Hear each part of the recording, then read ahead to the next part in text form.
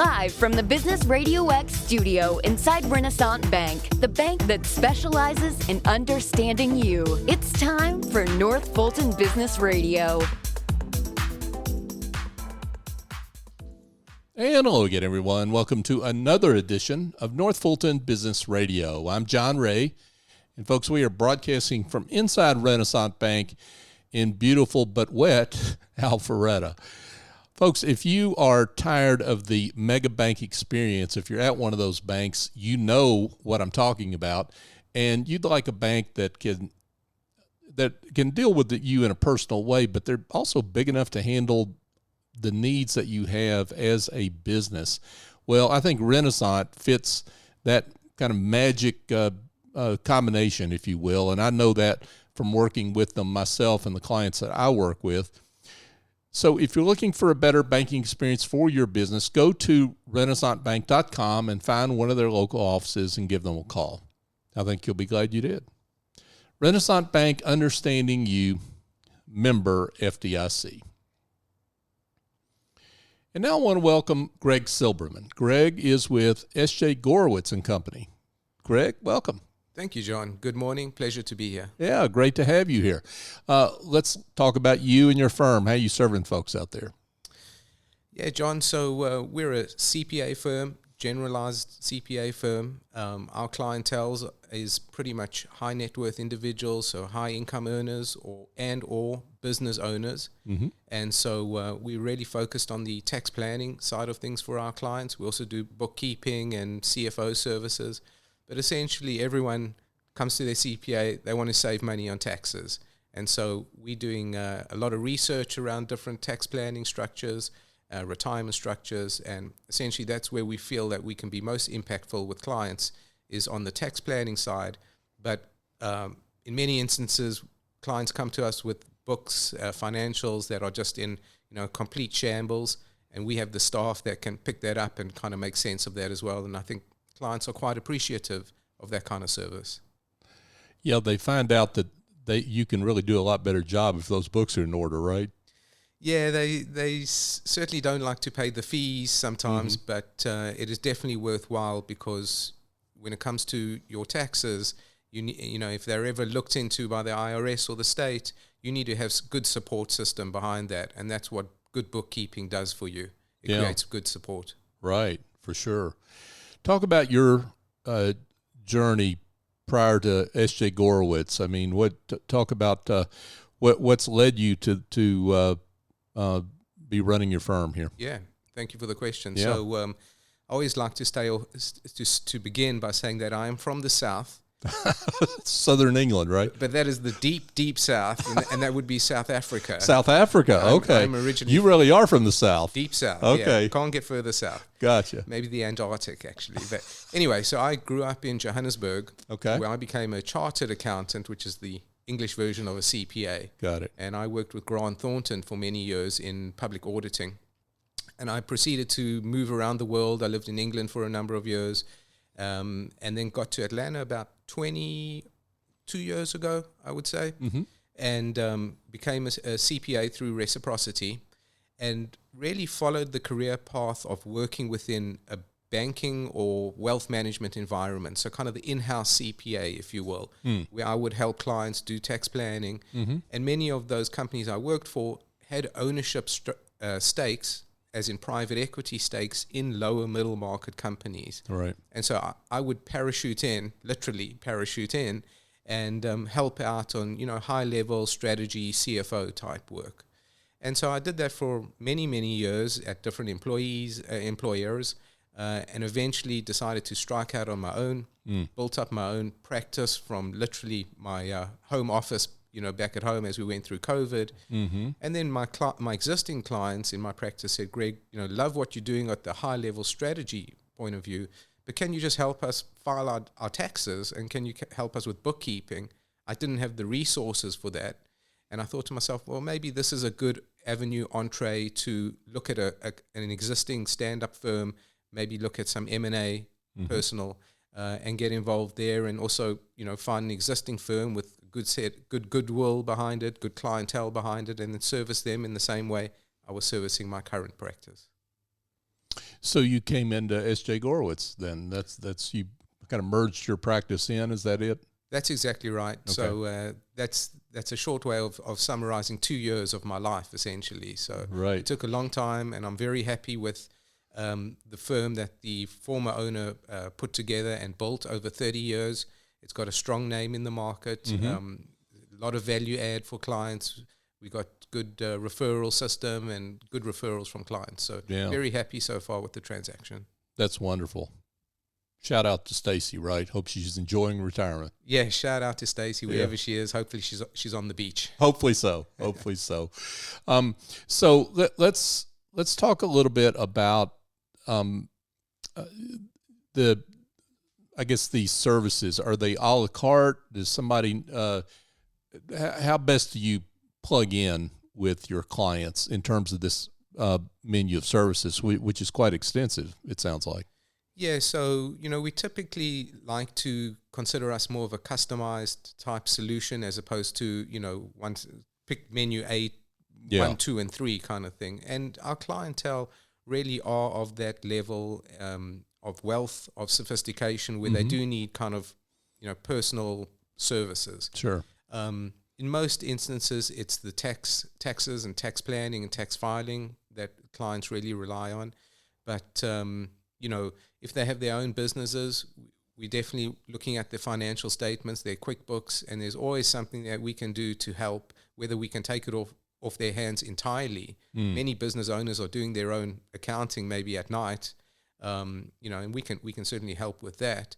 But there are elements, certainly of QuickBooks, that we understand that maybe the average user doesn't understand, and we can get transactions to flow in automatically, electronically, and so really save the owner a lot of time.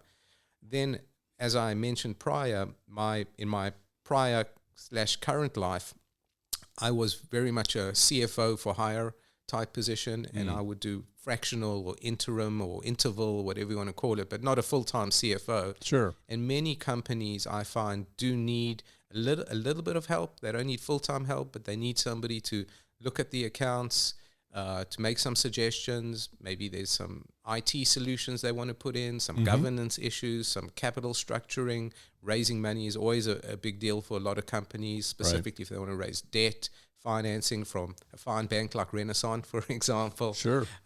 So that's the way we kind of help, but it's all tailored to what the client needs at that specific time. What is, Greg, the point at which or what are some of the issues that a company is having that would you think they need to pick up the phone and call you about interim CFO services? I mean, what are some of the drivers in terms of needing those services? So, John, it's actually quite straightforward, right? Okay. When you're talking about smaller business, in fact, if you talk about any business, but our businesses are, revenue of at most 30 million and lower, and most of them in that $5-10 million revenue range, right? Mm-hmm. Yeah. As you probably are aware, for a small business owner, cash is king. Cash flow is king, right? And that's what causes those sleepless nights for many business owners. And so if you're having problems with cash flow, you're probably not looking at your business in the correct perspective, or you're not researching all the solutions that can help. And that's where I think I can I can provide the highest form of value as a CFO. It's kind of tapping those cash reserves, if I can call it that. Yeah. Greg Silberman, folks, he is with S.J. Gorowitz and Company here in the North Fulton area. So, Greg, you've got some thoughts about what's happening with renewable energy tax credits, speaking of saving money on taxes, that are really have come to the fore in recent months here. Talk about why that's happened and what you're seeing out there. Right. Appreciate the question, John. So I am apolitical, let's just put it that way, right? But there is clearly a movement from burning fossil fuels to burning renewable, or not burning, to creating renewable energy sources, whether that's wind, solar. I'm involved in a company that it's too crazy to even mention, but they're pulling ions out of the sky. There's actually a charged particle layer in the atmosphere that you can access for electricity. Really? That's a discussion for another day. Yeah, it's kind of crazy. Yeah. But The federal government and many of the state governments have certainly embraced that as a policy, that we are now making this transition to renewable energy. And, some people will say, well, look how hot it's got outside and climate change. And I don't know if it's real or not. I'm not even going to debate that. But at the end of the day, the federal government has set policy, and they want us to move from a fossil fuel system to a renewable energy system. And so how do they do that? They create these incredible tax incentives to get people to move in that direction. Mm-hmm. Solar projects, for one, is one that I've been doing a lot of research on and looking to help some clients with, because if you can invest in any kind of solar project, you can get up to 30 or 40% of that project back in a tax credit. And a tax credit is a dollar for dollar off your tax liability. It's not like a deduction, right? It's a dollar for dollar. And then it gets deeper than that if you can become a solar business professional, which is actually not very hard to do. You have to do 100 hours a year, which is not a lot. And that, it's pretty lenient. You can look at webinars, you can do due diligence of projects, research, that kind of stuff. Then you can be in the business of being a solar entrepreneur. And then you get additional very, very generous deductions. And those can be applied for people who are salary W-2 wage workers. In many instances, it's difficult to do tax planning for employees, right? Your taxes are deducted every 2 weeks out of your paycheck. Mm-hmm. You do your tax return. You don't see much. Maybe you get some refund at the end of the year, but it's kind of balances itself out. Mm-hmm. This IRA, Inflation Reduction Act, does allow relief through these renewable energy projects for W-2 earners. So that's a great benefit. Wow. And then, of course, business owners and businesses can make use of it as well. So it's very flexible. It's the IRA Act is, I think, from 2022, so it's really new, trying to, feel our way through it, as is the IRS. But it's going to be a big deal, and it's going to help a lot of clients and taxpayers. And so these tax credits are available now. These options in being able to reduce taxes relative to these credits are available now. Yes. Okay. The element of tax credits has been with us forever, right? Sure. So you've got the Georgia film credits, for example. That was very popular for a very space of time. You've got low-income housing credits. Mm-hmm. So it's just another credit in that bucket, so to speak. Yeah, got it. And that are brand new, relatively speaking, that a lot of people don't know about. Yeah. So, and there's a lot of talk about the Georgia film tax credits too, in terms of what do we need to keep those at the same level they were before and that kind of thing, right? So, I mean, people that are concerned about that, I guess is the point, may need to look here in terms of what you're talking about, right? Yes. So not to get off on a tangent on that, but the Georgia film tax credits were hugely successful, right? Mm-hmm. It's ended up creating this massive film industry here in Georgia, which is terrific, which again is policy in action, right? Mm-hmm. It's how the government implements policy and grows an industry or a business. Right. So kudos to them.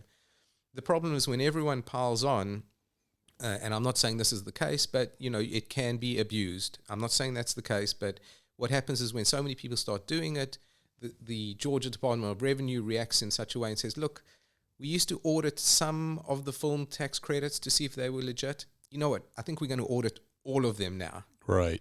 And of course, that you're just talking about a huge volume of work which they just can't get through, and they can't push through these credits down to the taxpayer quick enough. And that's what's happened there.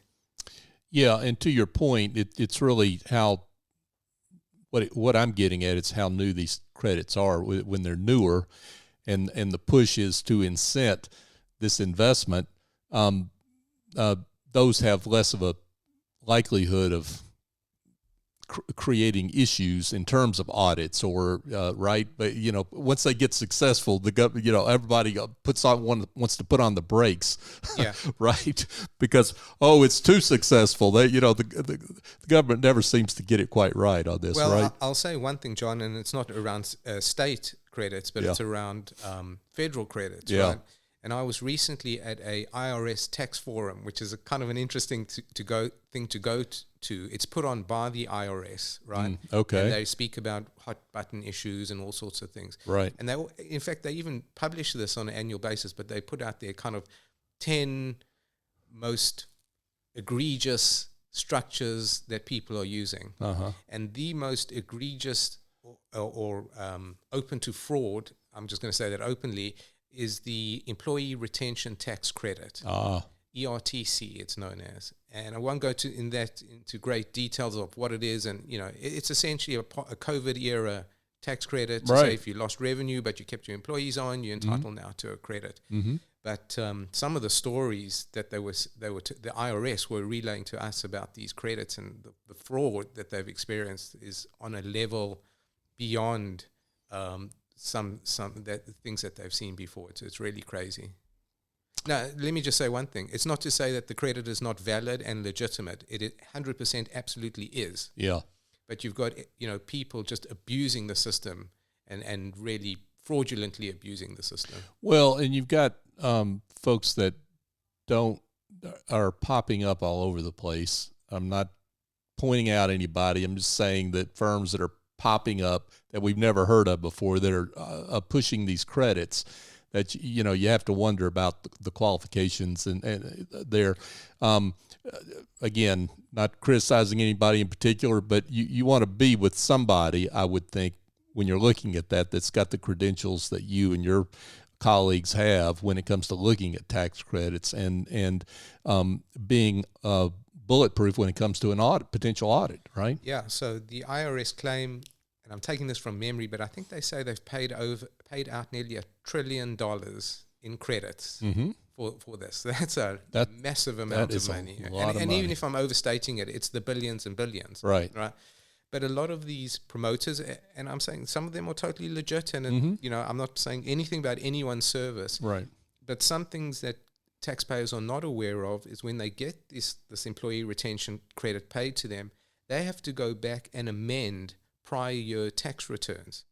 And in many instances, it's a business tax return where the business owner has a flow through, so the income's going to the business owner, and they have to amend their tax return. So sometimes, at the front, they're not told exactly the implications of getting the ERTC. Right. Greg Silberman is with us, folks. S.J. Gorowitz and Company is his firm.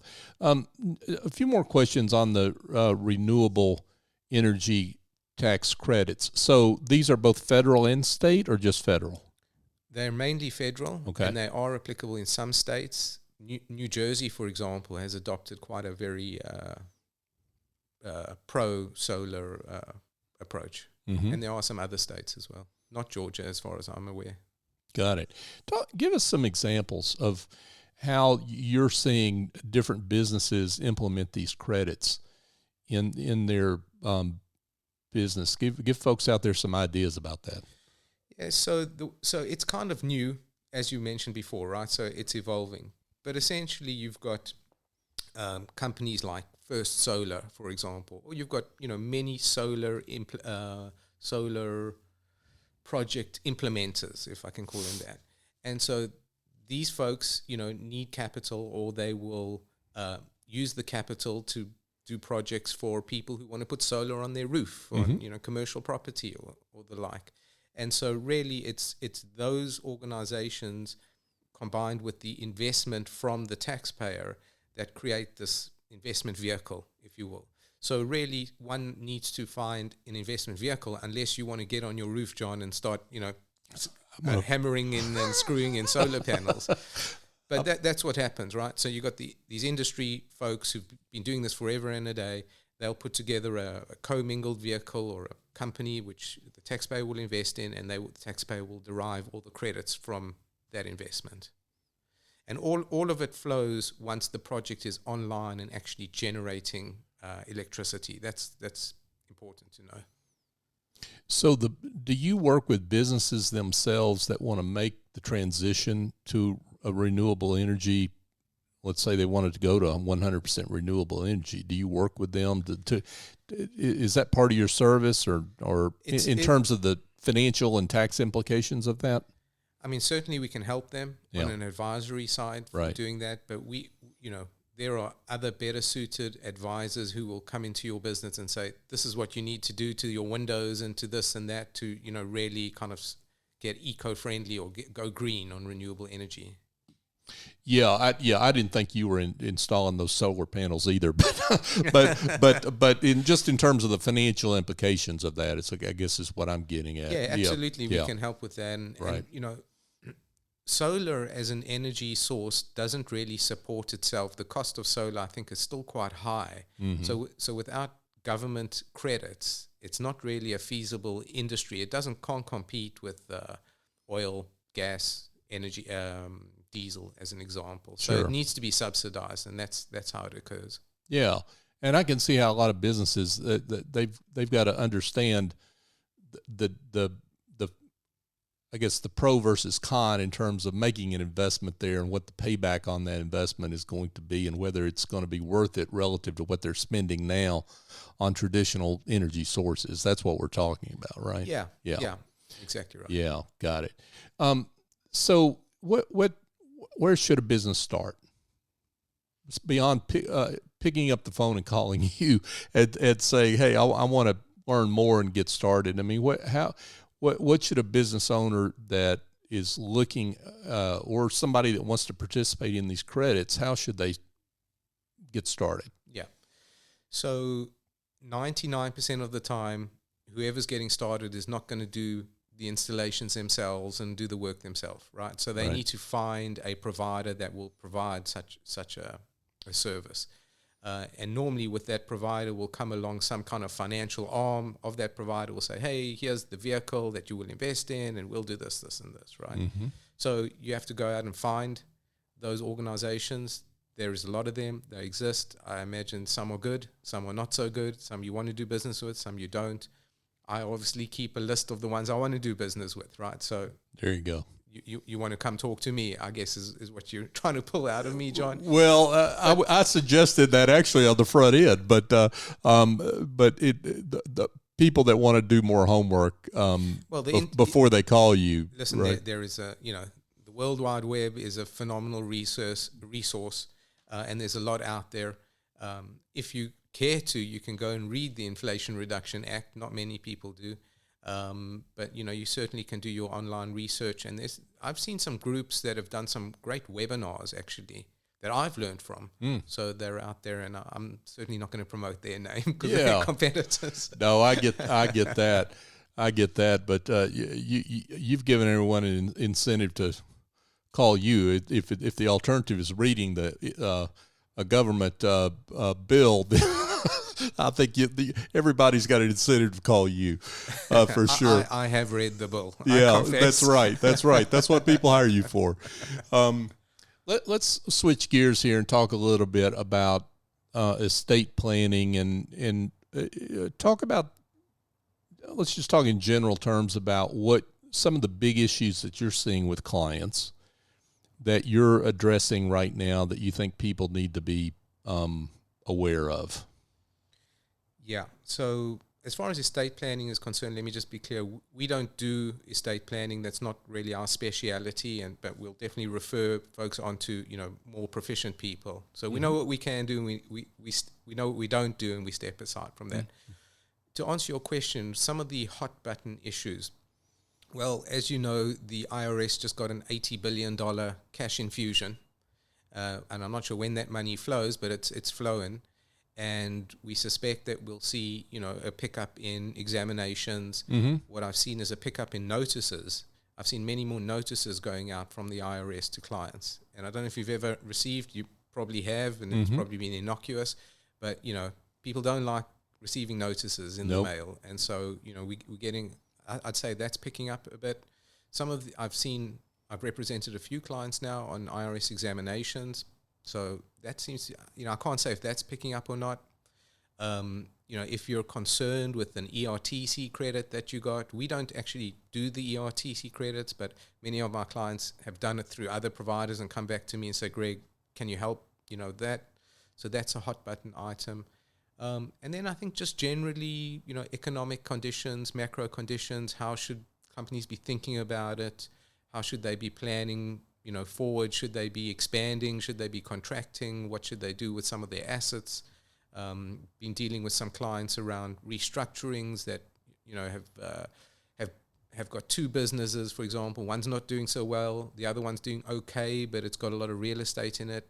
How do they protect the one business from the other business, kind of asset protection type strategy? All right. And what are the tax implications, particularly of moving the assets from one entity to another?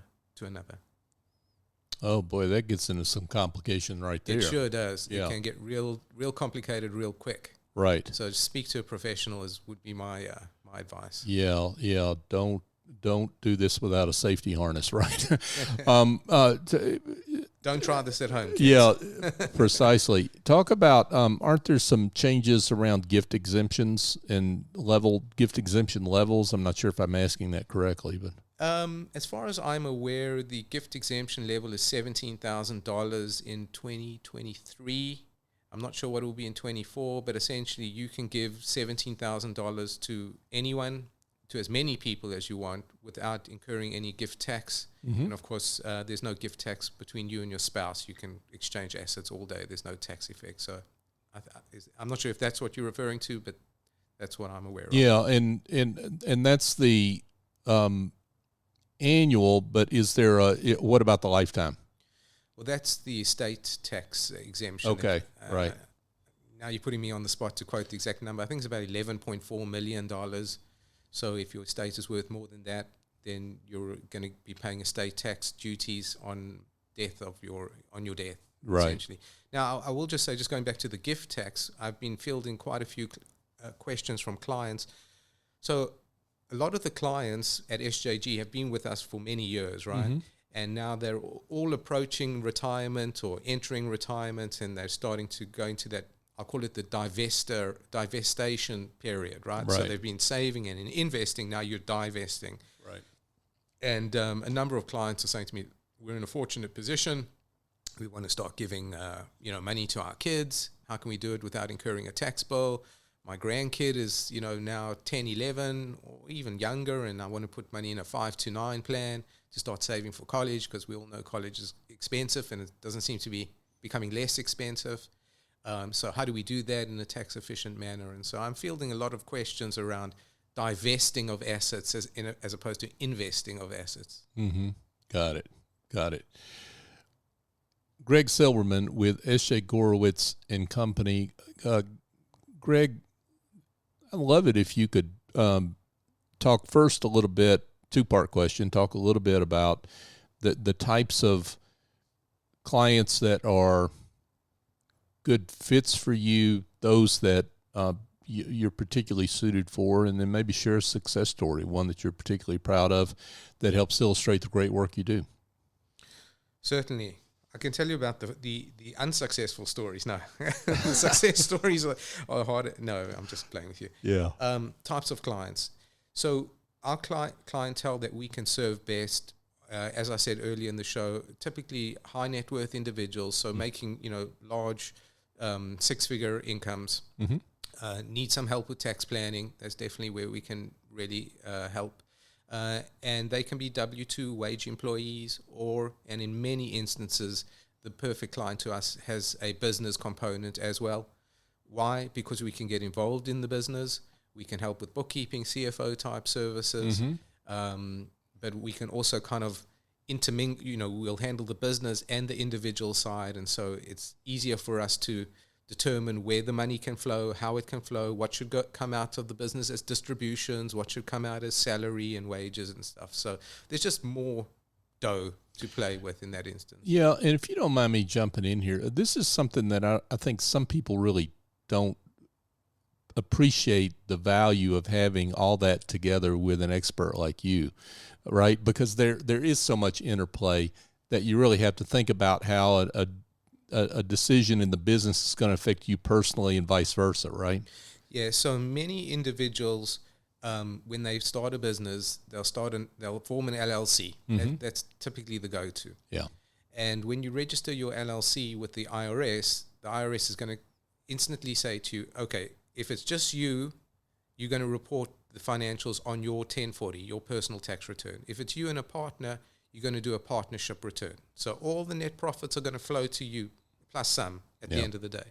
And then there's something called an S Corp as well, which I won't get into, but you have to actively apply for an S Corp status. But it does the same thing. All the profits kind of flow to the partners or the owners at the end of the day. Right. So how should they flow? Should you call them salary, and should you pay SICA and FICA and MICA and all the sort of taxes on those, right? Right. Or should they just flow to you as a distribution, a dividend, if you will? And what's the tax effect there? And what does the IRS think you should do, right? The IRS says, well, we like wage earners. Absolutely. Because, and so we insist if you need to be earning a market type wage, and then the difference should come to you in distributions. Now, why is that important? Because distributions from an S Corp don't attract self-employment tax, right? So you save tax by just taking distributions from an S Corp. Whereas if you're an employee, you're paying all those, taxes, and then there's an employer match and all sorts of stuff. So not to get kind of too winded about it, but it helps if it's all under one roof, because then we can really dictate what the revenue stream should look like going in and out. Yeah, or what should be called. And the IRS is on to you if all you're doing is taking distributions. I mean, because this exactly is where you need an expert. Then you get those nasty notices in the... And they are nasty. And I interrupted you, sorry, but I wanted to make sure we made that point. But let's talk about success story.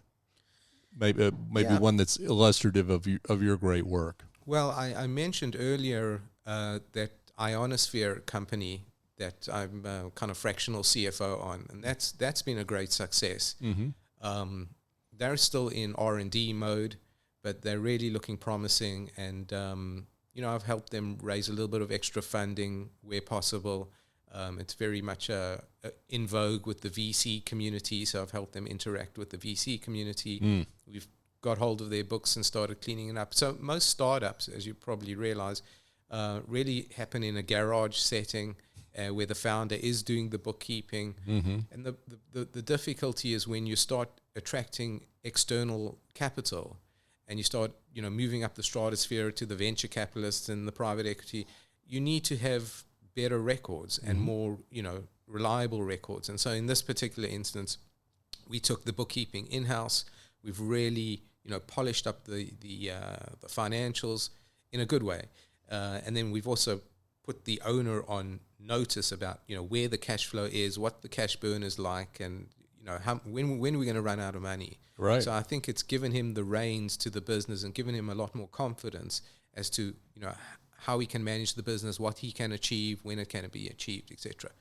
The other success story has been, funny enough, going back to my native South Africa. As you know, John, everyone around the world wants to do business in the United States. Sure. Right? This is the home of capitalism. This is where everyone wants to be. The almighty dollar resides here. And so I've had a number of clients, and the number is probably more than one and less than three, that are foreign organizations that are, opening up a branch here in Atlanta, in the United States, or doing business here, or outsourcing is also a big deal where they would use some resources in South Africa. In this case, I think it was collections. So they'd have a call center in South Africa doing collections for U.S. companies. And so they needed help to structure that, how they put it together, how they make sure they're compliant in the U.S., compliant internationally, etc. So that's been an interesting exercise, and I think quite successful so far. Yeah, terrific. Greg Silberman with S.J. Gorowitz and Company. Greg, this has been great. I can't imagine. Yeah, it's been fun. Yeah, thank you so much for coming in and sharing your story and the great work you're doing. We're delighted we could shine a light on that. But let's get to the most important question, which is how folks can get in touch with you, because I can't imagine that we aren't some folks that we've piqued their interest in some of the things you've been talking about. Yeah, thank you, John. And sure, we'd love to hear from any of the listeners. Certainly would love to chat and see what you got going on. Easy enough, I think, is probably just to reach out on our website. It's sjgorowitz.com, and Gorowitz is Gorowitz, or Z. I forget how to say that. Z. Yeah, there you go. sjgorowitz.com. Terrific. Greg Silberman, S.J. Gorowitz and Company. Greg, thank you so much for, again, coming in. Congratulations on your success. Thank you. Really had fun. I appreciate it. Thank you. Hey, folks, just a couple of quick reminders out there. If you have dysfunction in your back office, you need administrative help, you're swarming in tasks that you really need to hand off to someone else as a business owner to take on. Well, I've got a suggestion for you. The team at Office Angels, they do fantastic work, and I know this myself because I use their services. So call them up, explain what your problem is, and let them help you restore the joy to your life as a business owner by sending an angel in that'll take all that work off your plate and get it done for you. And they operate on an ongoing or as needed basis. So give them a call, 678-528-0500, or go to officeangels.us to learn more. And just a couple of quick thoughts and reminders. I've got a book coming out later this year. It's called The Price and Value Journey, Raising Your Confidence, Your Value, and Your Pricing Using the Generosity Mindset Method. This book is mostly aimed at professional services providers. So if you're interested in that book, you can go to pricevaluejourney.com to learn more. Also, a big thank you to you, our listener. We're coming up on show number 700 for this show, and we've been around for 7+ years, and we've only made it this far, lucky 7 and 700, because of you. You have supported us in this show for a long time, and one of the ways you've done that is by sharing the show. So if you've heard something here that makes you want to share the show, please do that. And also find us on all the social media platforms. We're North Fulton BRX. Continue to follow us there, share there as well, as you help us celebrate business leaders in our community like Greg, who do great work, and that work deserves to be found. And we appreciate you being a part of that. So thank you. So for my guest, Greg Silberman, I'm John Ray. Join us next time here on North Fulton Business Radio.